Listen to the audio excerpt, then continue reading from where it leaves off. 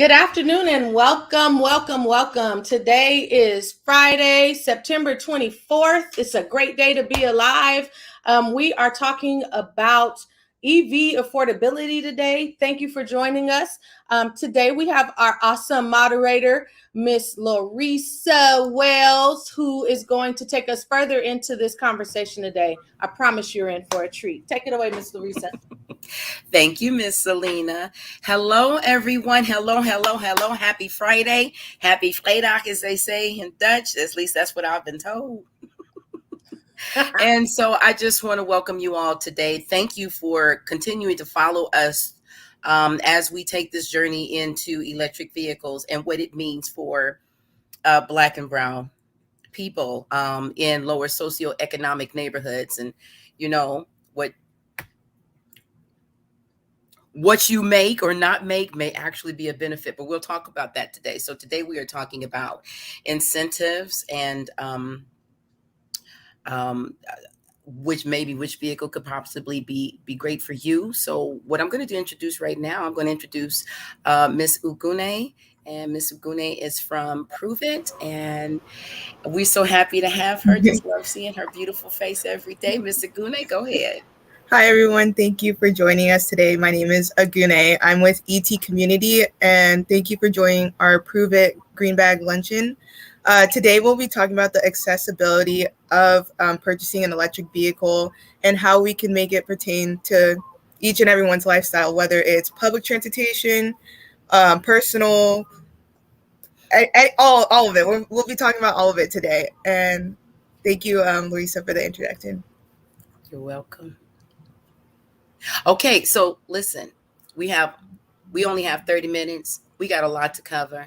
But what I am going to say is, did you ever think about that perhaps the less money you make, the more benefits it may have for you, especially in terms of owning a hybrid or an electric vehicle? Yeah, it actually turns out I did it myself because listen, I am very interested in buying more. Purchasing a vehicle because of all the incentives that it happens to have.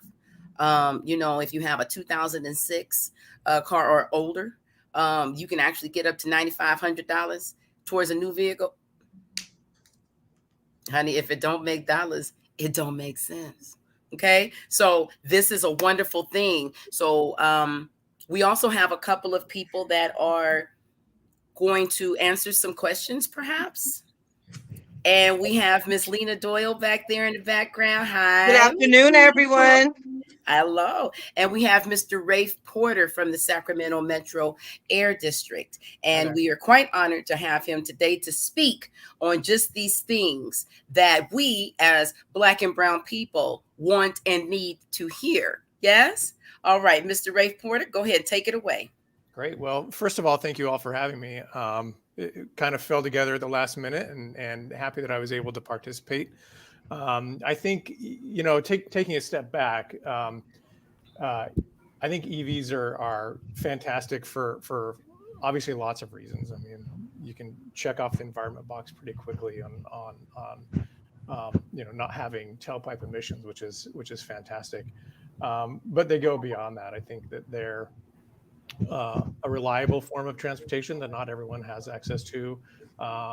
And the maintenance cost is incredibly low as well. So not only do you potentially get incentives, but thinking about the ongoing operation and maintenance of it being quite a bit lower. So there's lots of benefits. And as Agune said, this is not only for the vehicles that we all drive, but if we start to think about how we're taking other forms of transportation, whether it's public transit or getting into a ride share or a ride hailing service, having electric vehicles out there in all of these spaces, it just makes a lot of sense.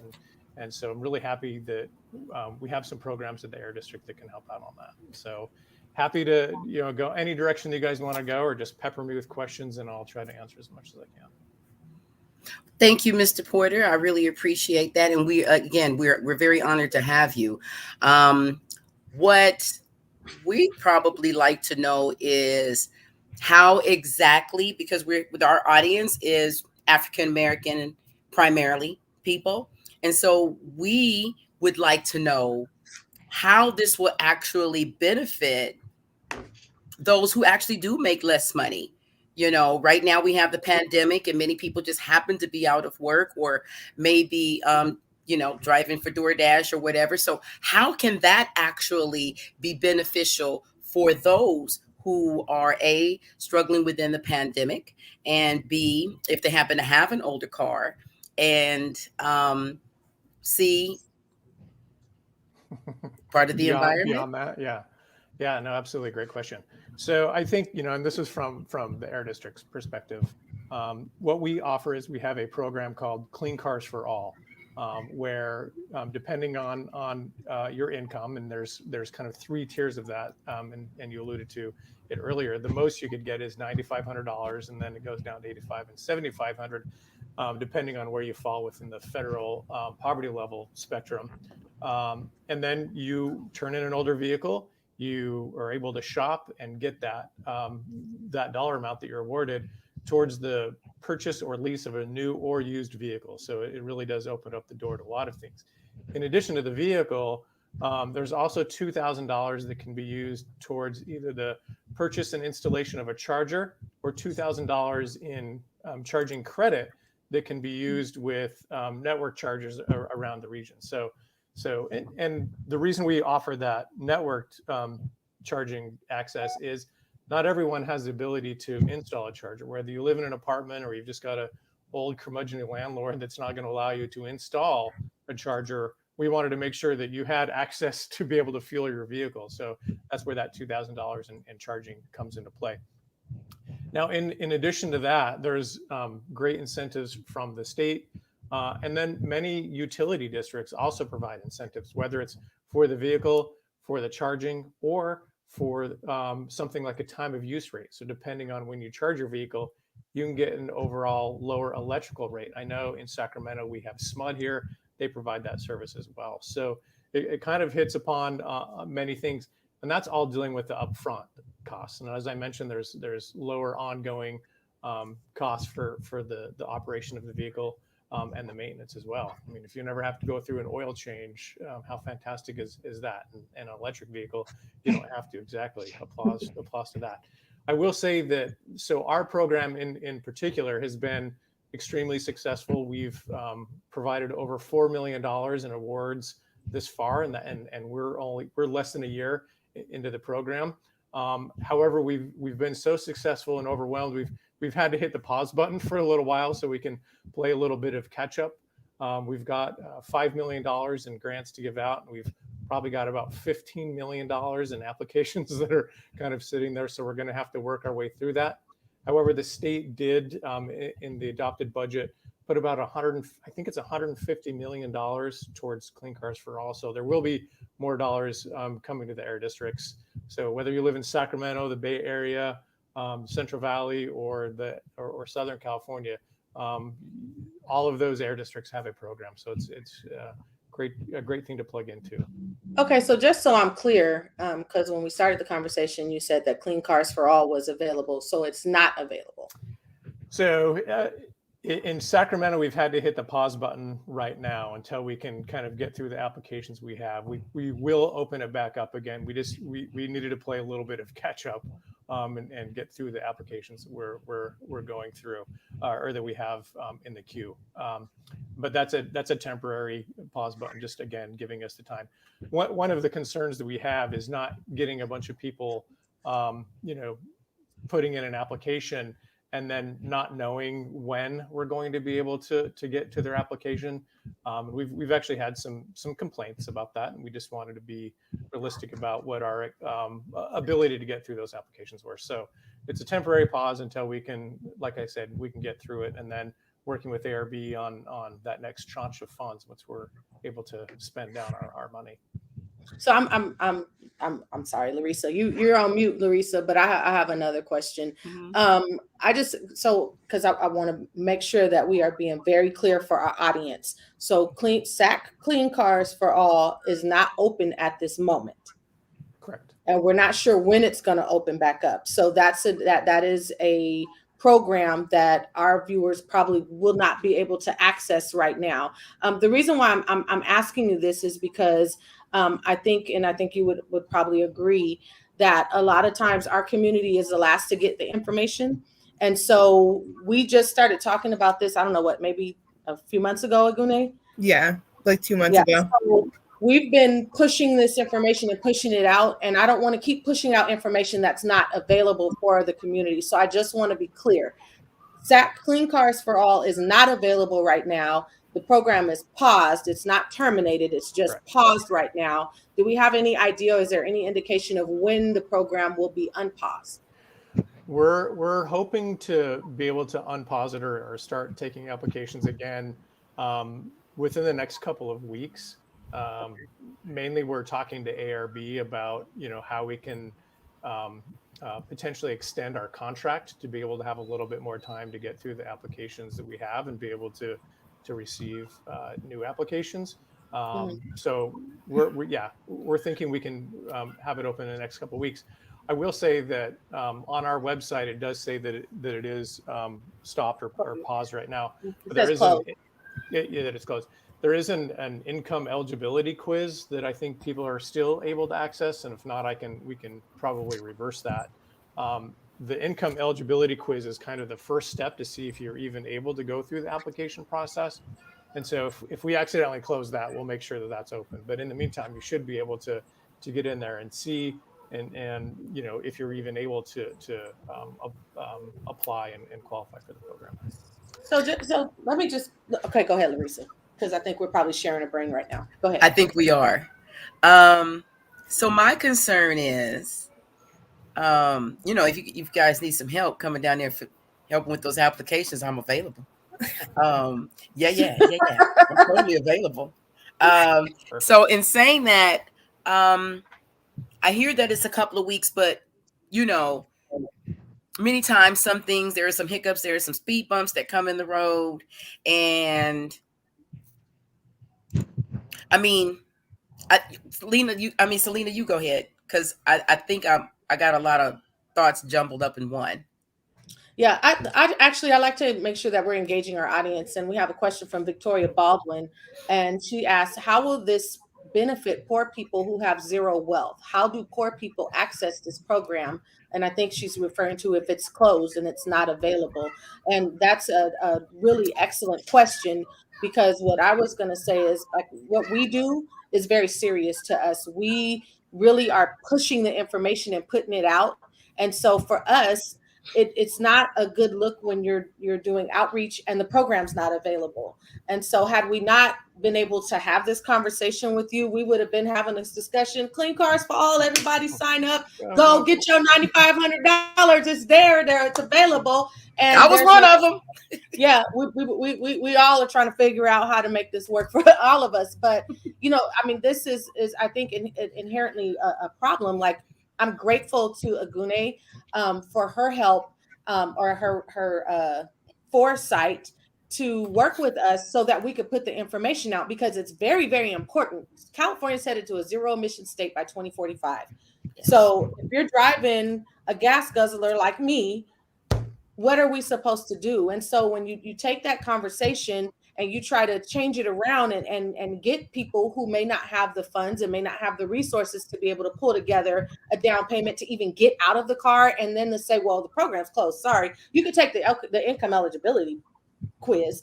That's not, I don't know that that's really helpful. So that was my thought, but you can answer Candy's question and then respond to that. Yeah, and I think I'm kind of reading two questions into Victoria's. It's not only whether the program is open or closed. If you have zero wealth, there is still an upfront cost, obviously, to it, and $9,500, is a portion of the cost of a vehicle. And so if you have zero wealth, then there's still a gap that you need to make up. There are some programs, and we do, for financing, we try to put some safeguards in there in terms of things like, limiting the interest rate that can go onto these these programs, and so it helps. But obviously, there's people that, while they qualify for the program, probably still, are not going to be able to take advantage of it because there are still upfront costs, and that's just something that at this point we don't have a workaround for. But you can use multiple programs. Like, it's not you get Clean Cars for All and nothing else. So there are multiple programs that you can take advantage of. Absolutely. Correct? Yep. Okay. Most of the programs, however, are rebates. So something that you get, kind of on the back end. There's not a lot of upfront programs, unfortunately, at this time. At least that I'm aware of, that can help with things like the down, writing off the down payment. Clean Cars for All is you get this, slip of paper, and then you go to the dealer, and they work out with you, and then it actually, the participant doesn't actually ever get that money. It goes straight to the dealer. They consider that kind of like the down payment, almost, if you will. But that's usually, unless you're able to find a $9,500 electric vehicle, which we have had some people, purchase, things like a used Nissan Leaf and be able to, kind of walk away without having to pay anything. But those are more rare. Usually there is, funds still that are necessary. So I think that's kind of one way to think about the question. And then the other way, you're absolutely right. I mean, it is unfortunate that we don't have our program available right now. As I mentioned, and maybe we can thank Agune for helping with this. Is that we have had such a large amount of applications, over the last month, that's why we thought, wow, we're not exactly sure when we're going to be able to get through these, so let's not accept anymore, try to get through the ones that we can and see where we land. And as I mentioned, I think we have about 200 that we're working through the application process. Just to give you some numbers, I want to say it's about 300 that have completed an application that we just haven't started to review yet, and about 800 that have applied and we haven't even started the application. So 13 to 1,400, and if we're averaging 9,000 roughly per our awards, that puts us, and plus the 2,000 in charging, that puts us well over $15 million if we got through all of those that we would, have in awards for a $5 million grant program. So that's the other reason we hit the pause button. Now, are all of those people that applied going to actually qualify? No, we do have some dropout. Some of them are going to just drop out of the program on their own, because we do have that. So, we don't, unfortunately, at this time, we're going to wait and see kind of how that plays out with the ones that we have. And then, as I said, working with ARB to extend that and possibly set ourselves up for more money to open that up. So I must ideal, but it's just reality. Sorry, Larissa. Yeah, no, it's fine. I just, I'm looking at Victoria Baldwin's next statement, and she says, "This makes me angry. Why is it called Clean Cars for All? This benefits big business." So my question would be, with those that have already completed applications, if it's just 100, to me, I'm like, then what's all involved? And in addition to that, is it so intense that we can't get through just 100 applications, let alone the 300? I'm really confused as to, and this is what happens with our community quite often. Yeah. That we have, messages that are so, what's the word I'm looking for? Not oblivious, but not targeted. Yeah, but with these applications, like, you want them to take their time and actually thoroughly review people applying for these rebate programs, because it's easy to hide your income to qualify to get the $9,500 incentive to put your down payment for the Clean Cars for All. So I think that with reviewing applications takes some time, and I think they want to ensure that the people that they're giving the funds to do go to people who actually need it, because I know that there's a lot of people who know how to weave around to get the rebate and incentive program. I like that you said that, but when we're looking at the numbers of people that are driving EVs, I don't know I don't know. Yeah. So, but that's another conversation. So for how another- do we? Yeah. So I have a question for you, Mr. Porter. Then how do you guys make sure it's like an equitable decision? Like you guys aren't just giving money to people who can't afford to get a electric vehicle fully and just using it as like a tax write-off or deduction just to save money in their pockets, but not actually helping the community and the people who actually need these types of rebates. Yeah, so I mean, there's lots of both boxes that we need to make sure are checked. So things that we are required to based on what the state gives us. Since all this money comes from the state, we're making sure that we meet whatever requirements that they put on us. But in addition to that, we're looking for Aguni, just as you said, that there are ways to game the system. So we need to make sure that we're avoiding those as much as possible. So we're looking at income statements that we ask the participants to do, as well as looking at a couple of years worth of tax returns. And again, we all know that can be gamed, but we need to we're looking at this additional information just to make sure that we're comfortable with what we're giving out and who we're giving it out to. The other thing that we're trying to do is we don't want to get anyone into a situation that they're not going to be able to work through. So we don't want to sell have a car sold to a participant that they're not actually going to be able to afford. That's not really up for us to decide, but we No, also it's not. don't want to get into that. We don't want to have somebody get into that situation. So that's where we also look at other things like making sure in our contracts with our excuse me, with the dealers, that they basically setting up guardrails that, again, that things like limiting the amount of interest rate that is applied. Okay, but then my cap on question, the I'm sorry, I have price to of the vehicle. interrupt. Then my question comes to, then were the rest of these people vetted like this that have these vehicles? Yes. Okay. Yeah. I mean, it's I mean, been the people that same are in the not, past. well, Oh, people that are not part of our program. Is that what you're asking? Yeah. What are you asking, Larissa?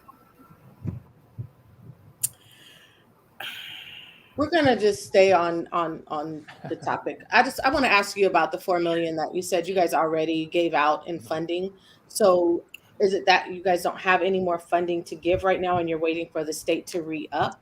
Or like what is the issue? Or do you have like what Why was the pause button pushed? no, I'm asking you about the funding. So is the funding expended for the program? Is it done? No. Like I said, we have 5 million in funds that we could give out right now, but Mhm. about $15 million in applications. So we have 3 times as many applications as we have for funds. So it's like it's like biting off more than you can chew, Yeah, I mean, essentially. Yeah. it's then just, I would imagine guys if there are trying so to many raise applications that there is Hold a on. want and a desire for this. If you got $15 million But it comes worth from of the funding, applications out yeah. there, sounds like a good thing. oh, that's Yeah. not a bad thing at all. But You can't promise, we can't promise the funding to people if they don't have the actual liquid cash to hand to the recipients. Let me ask you So this. So are you guys looking to change the eligibility requirements for the program? Because I think that's what I'm hearing you say is you're pushing a pause button to process the applications that you already have in queue. But now you're looking at the income or the eligibility requirements and reviewing those. So are you guys looking to change the eligibility requirements for this program? To make it equitable? we're not going to the income eligibility is the state set program, so we have to adhere to that. We're looking at other things, things like, could we potentially look at the vehicles that are available. So right now we've been focusing on strictly electric vehicles, but could we make hybrid vehicles available through our program, so lower that upfront cost, so the $9,500 can close the gap there. And I mentioned that, even the upfront piece is a little bit challenging. We are having conversations with a company, I think it's called maybe EV Life, that provides that potentially that upfront incentive piece. So in addition to the rebate on the back end, what kind of upfront assistance could there be to the vehicle? So while we can't really change the criteria, we're looking at maybe more what additionally can we serve through our program to help cast a wider net or have a bigger umbrella for people that could actually participate in the program. And you Thank think you, this can be done within 2 weeks? Well, got 4 so all of minutes. those are already in place. The 2 weeks is really more about can we get through the applications that we have, and can we get some flexibility from ARB and potentially extending our deadline to be able to expend these funds. When did the program start, the Cars for All program? So from a state perspective, it started a couple of years ago. I want to say it's been around 2 or 3 years in some of the other air districts. Ours has only been around since the beginning of this year is when we started to hand out awards. Okay, so let me, because we have like limited time, let me also put this out there. So I personally, I want to put another spin on this where we can do this right now. Okay. So, cause it's feeling tense. So I want to lighten it up again. I did go to evlife.com. Okay. Co. Huh? .co. Oh, excuse me. .co. evlife.co. Okay. And yes, I went here. Okay. Let me tell y'all something. You can actually make less money and have more incentives. Now that's what I see on this website. All right.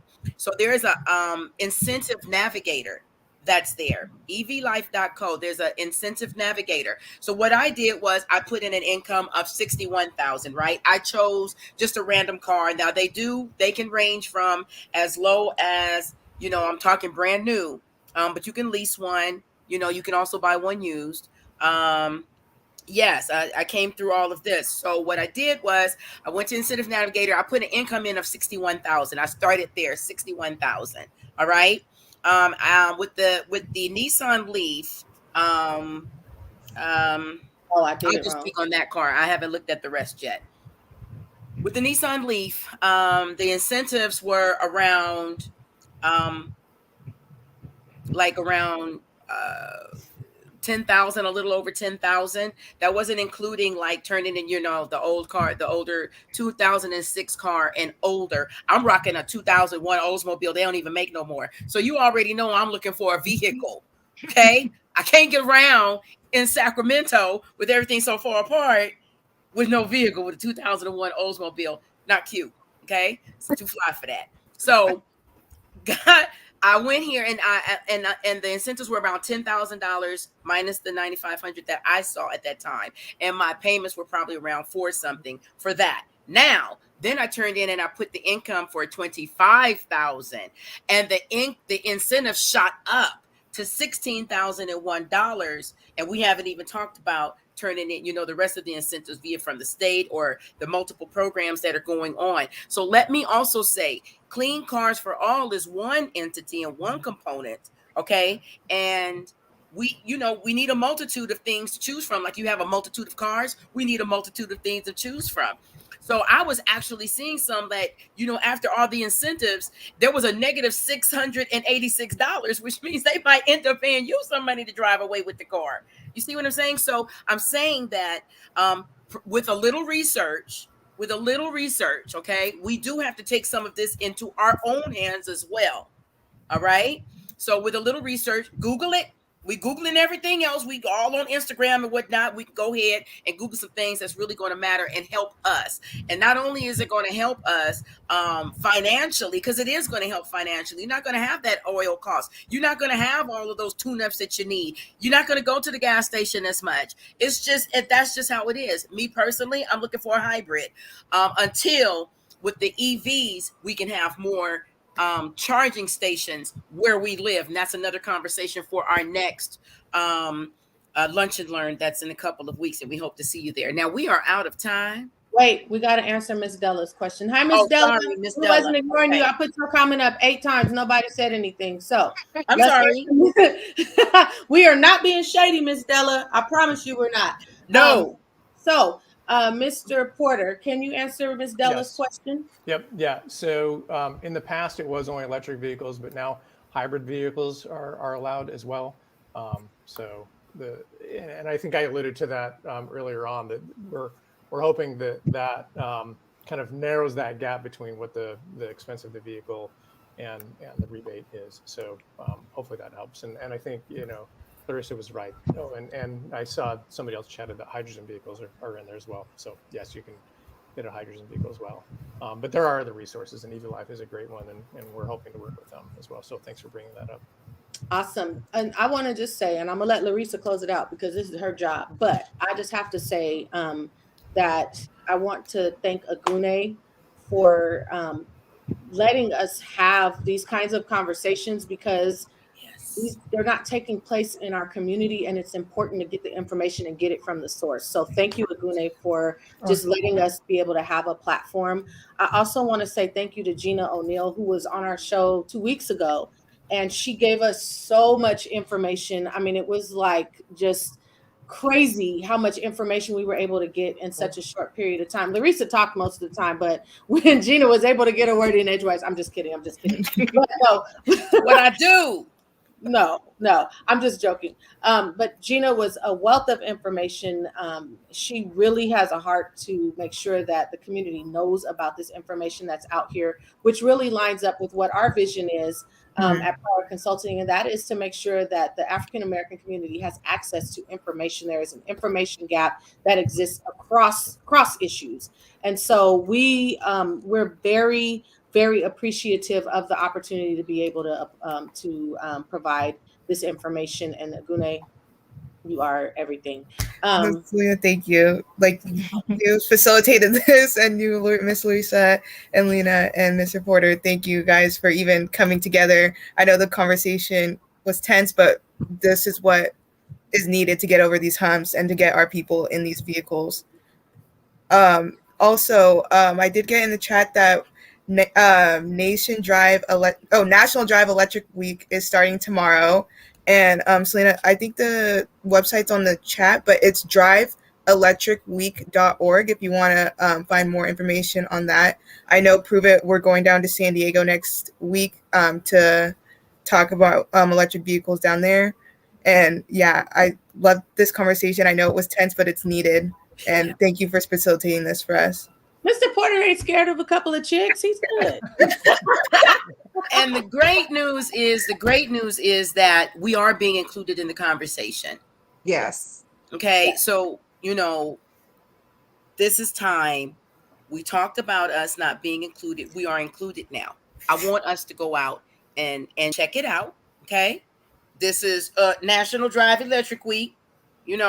Tell your peoples that got those cars on those blocks that's killing their grass on their front lawn. Okay, go check out the electric vehicles. Okay, we're tired of the brown grass and brown air.